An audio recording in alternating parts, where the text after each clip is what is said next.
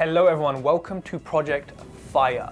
Now you might notice to the side of me that these walls are charred. So this house had a really, had a decent fire, let's call it, and you're gonna see lots of fire damage throughout this house. So if you've never seen a fire damaged house, you may be scared of it because it did destroy almost 4 floors of joists, which we replaced. Then yeah, come with me, let's have a look.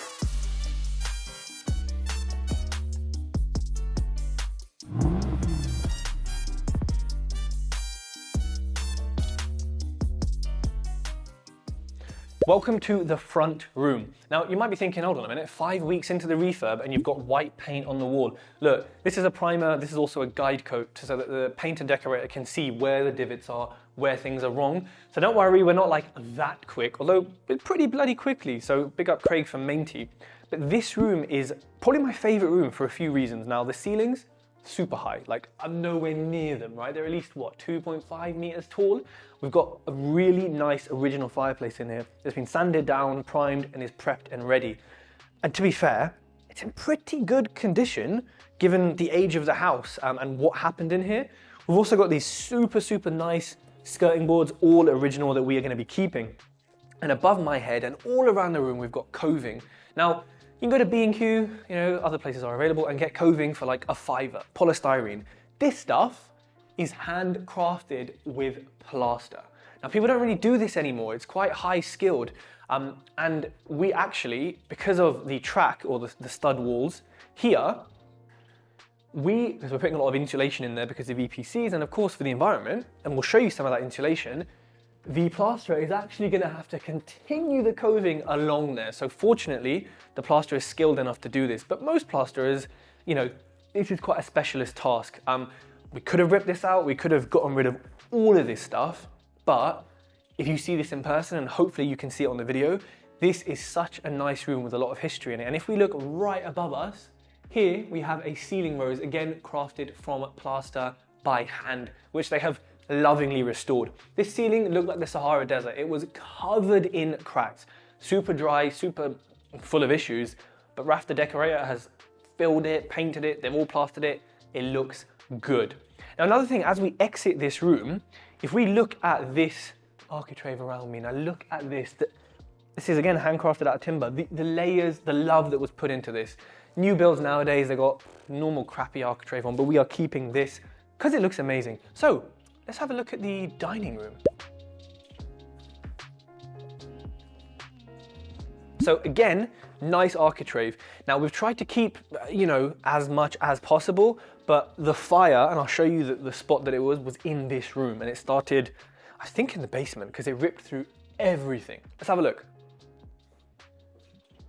So this is a working site. So of course we've got insulation here, we've got timber, we've got a board lifter. Now, something you might notice in here, which I noticed the second I came in here, are these plasterboards. They're 3 meter, like they are huge. So normally you get the shorter ones, you just put them in, you cut them up. Transporting these, working with these, they are a bit more of a headache, but you know, look how good they look. But more importantly, because it's not about how good they look, it's about the cracking. Now when you have any joint in a plasterboard, here, here, the nails pop, you get cracks here, you know, you slam the door, there's cracks. That is going to be totally minimized because of the length of these plasterboards. It's these little details which make a huge difference at the end. And when your builder cares about this, it makes everything easier. I don't have to specify this. He knew to get these. Now also this is scrim tape, you know, it's not expensive, it's not hard to do, but it prevents the cracking, the movement at these joints that is, you know, inevitably gonna happen with the hot and cold. And again, scrim tape on the screws. Some people put adhesive and filler there, but you know, I think scrim works better. Now also we've got these recesses or niches either side. So if this was a dining room, it would make sense that the dining table goes here. I mean, it might go in the middle of the room, and you've got spaces either side. This is a chimney breast behind me, but you know, really shallow either side. We couldn't do much with it, and my builder loves doing these, and so we put these in for some hanging plants or some photos of your kids or, you know, whatever. Over here, and I mean, again, you know, you can see how tall it is. This was a really nice timber framed entrance, like really nice. We couldn't save it. It was just too fire damaged. So what we've done is, and as you come through it, you'll see the insulation either side of this. Now the insulation in here is 250, I believe, and we've got Kingspan in the attic as well. So these rooms, although it's freezing in here, are a lot warmer depending on the room and the insulation type that we've used. The attic, I mean, heat rises, but it's the warmest place. Now again, EPCs, even though it's not a rental, people are still concerned about the rising prices for bills. So we do what we can to make it easier. Now either side, because if we kind of have a look here at how thick, this stone wall is, there's so much space in here. The builder had a great idea. We are going to put a niche in here. He loves niches. And when I digitally stage it, thanks Laura for all the digital staging she does. She's incredible. We're going to hang some plants down there. We're going to have pictures in it. It's just using some, very empty space effectively. And nothing's live in here, don't worry. This is going to be the spotlight in the niche as well. All niches have spotlights in. Now, we come into what is probably the two spaces of the house that are the most important for buyers and for anyone. The real emotional connection kind of comes here. Right now we're in the kitchen. It's going to be hard to visualize, but I'll put some graphics on screen right now so you can kind of see the shape of the kitchen, but it's going to be an L shape across here and across there. Two tall units here. So, I think they're about 6 foot, well, a bit more than 6 foot plus. A nice compact laminate, solid laminate worktop all the way across there. So, if we kind of take a step back and we see the kind of breadth of this room, you can see that the L shape, is going to be big. Got the double oven going in here, Bosch oven, Bosch or Rangemaster hob, Bosch or another branded cooker hood, fridge freezer integrated over here. Now, if I lived here, this would be a really nice larder. It's nice and cold in here, but it just doesn't work with the design. I'm not sure why they had two kitchens, the servants' entrance. I don't know what happened back in the day, but yeah, two entrances, which, maybe that was a larder back in the day. And so you're going to come straight from the lounge diner into the kitchen. And what's going to happen is there's going to be a boiler cupboard here, but it's not going to be a cupboard where, we're going to disguise it in quite nicely. It might match the kitchen units, might be another tall boy. We're not 100% sure yet. Boiler goes here. I wanted the boiler in the basement. The issue is flue. Now, above us, you can see the roof, which you may not be able to tell, but it is sagging. They've used, I think, less than 3x2s or very skinny timbers that are absolutely not appropriate for roofs. They've basically got, Tesco bags for life, plastic up there, which has turned brittle.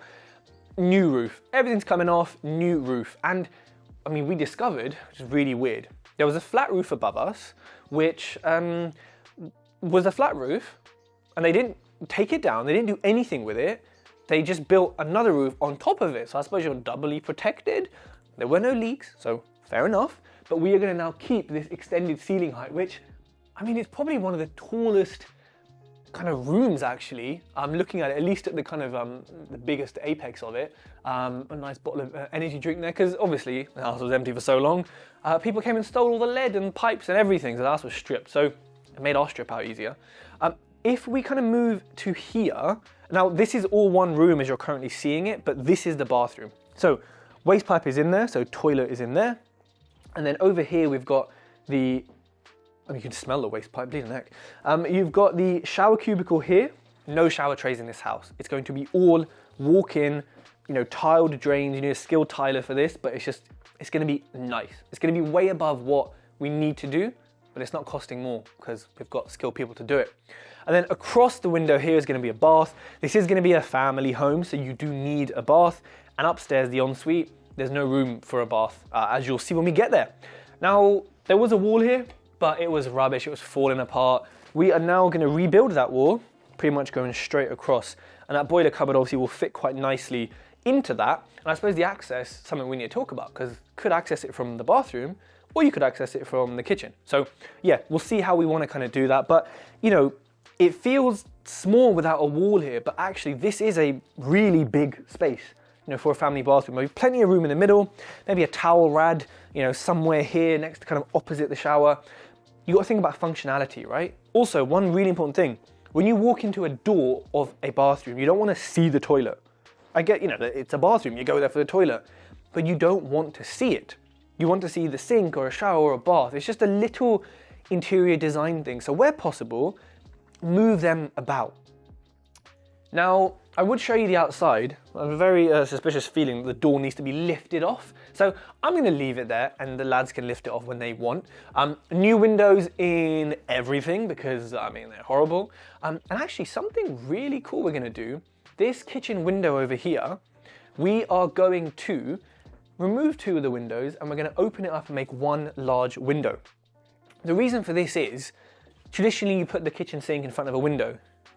Well, where do you put it? Because you've got choice either side, it's going to look really weird in either one. You put it in the middle, you're staring at a pillar.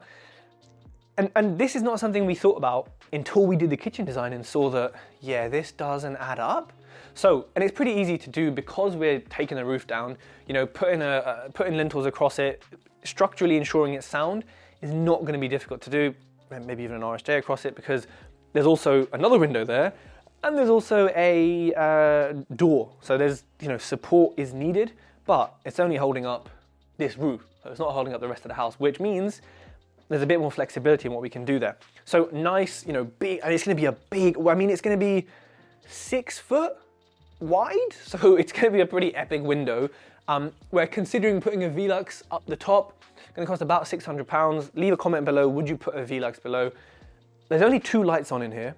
The rest of it is natural light and it is a grey kind of cloudy morning and there is a decent amount of light in here, so I'm not overly sold on the Velux. To be fair, it will kind of add a little something to it, but it won't add a huge amount of light because there is so much in here already. Obviously when it's closed up it'll be different, but yeah, leave a comment below.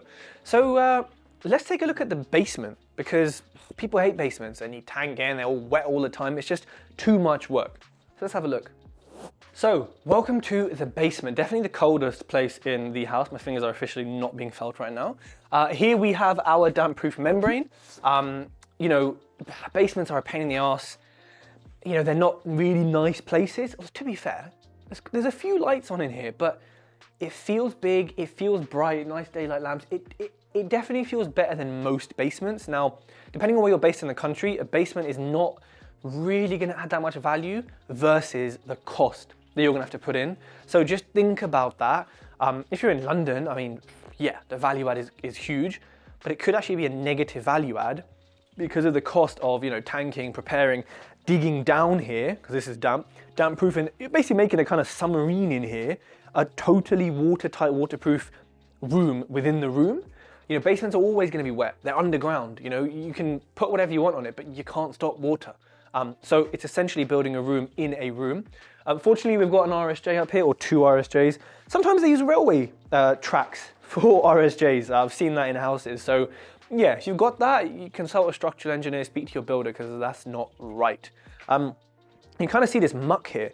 So essentially, this is the earth. You know, we are standing in the foundations of the house, which is good to know it has some.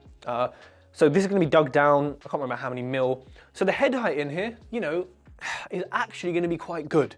I would say that most basements I've been to, you've got to kind of go into.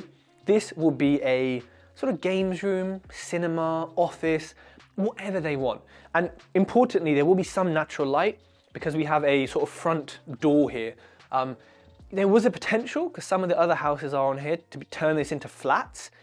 You know, because of the space here, because it's got 4, you know, floors, but, you know, I want the path of least resistance to the most result. Too much effort, too much work, waiting for planning, and there's already too many flats here. It'd be nice to create this into a really nice big family home. The water comes in here, I think the electric comes in here as well. We can also see some first fixing of the pipe work. You can see the copper pipes running throughout and a few kind of above our heads. But you know, for a basement, I really like this space. So now we're right at the bottom of the house. Let's head to the first floor. So we're on a staircase. Now this house, I suppose because of the layout of it, has a nice kind of landing here and a ridiculously tall, really high ceiling height here. And this space, I think, it's more for the person who buys it, but this space can have so many decorations. You can put a green living moss wall here, you can put shelves here. There is so much, you know, art. And look, if this was like a super, super high-end flip, then that window, I'd be extending it all the way down. It'd be some sort of funky, long, slim window. But, you know, we're not doing that. The cost is prohibitive. People aren't gonna notice it that much. Now, because the ceiling is so high, you might see this as you come up, we're gonna have a sort of a chandelier, you know, a kind of a fancy light fitting. Something that just brings the ceiling down, because it is nice to have high ceilings and they're great, but it can be a little overwhelming, especially when all the walls are white. There isn't really gonna be much decoration apart from the digital staging. You know, you kind of want something to kind of bring it down and make you feel more like a home than an architectural, you know, masterpiece or whatever. So we come up past the banister made from the chippy, which, you know, to be fair, this is probably a lot better than a lot of work I've seen from some chippies. So, you know, well done to him. And if we, now as you can see, there is a very nice, well, I say very nice, it definitely is a view. You know, you got the hills way in the background, you got the town centre, you know, kind of there. You got a quiet street here, and I suppose importantly, you live here, you plant some nice trees, you're going to block out most of the view here. And that's something that, as a buyer, and I suppose as an agent, I want them to be telling the buyer on the viewing that, look, you know, the potential here once you buy it, it will all be done up, is you can change that. That's the roof that is going to be redone. It's just full of crap, and it is actually leaking in a place, so we've put just a bit of damp-proof membrane just to block it for now. And you know, downstairs I showed you how thick the stone was. Got the same thing here. I mean, look, as long as my forearm, just in stone in. And I look, everything is insulated, so it is slightly warmer up here, at least than the basement. Again, with the recesses, we've got a good 6 foot, well, more than 6 foot between the recesses. So what that means is you're getting a pretty big bed in here. This is kind of the second largest room in the house, second largest bedroom. Although I think, arguably, it's maybe bigger than the loft principal bedroom we're going to go to. But in terms of normal bedrooms, this is the sort of second largest. However, we've got a nice old historical door here, which, you know, I'm hoping we can keep. Although we may not need it actually after speaking to building regs about the loft extension, the loft that's up there. So we come through here. Again, really big space in here, and it kind of feels like the same size as the other room. Again, we've used the big plaster boards, loads of scrim all over them. Instead of doing it individually, they just taped it across. That's cool. This is something I really, really like. I mean, as you can see, it's pretty big. It's dirty, so I'm not gonna, you know, but this is gonna be upholstered. The building team has an upholsterer. I mean, that's cool.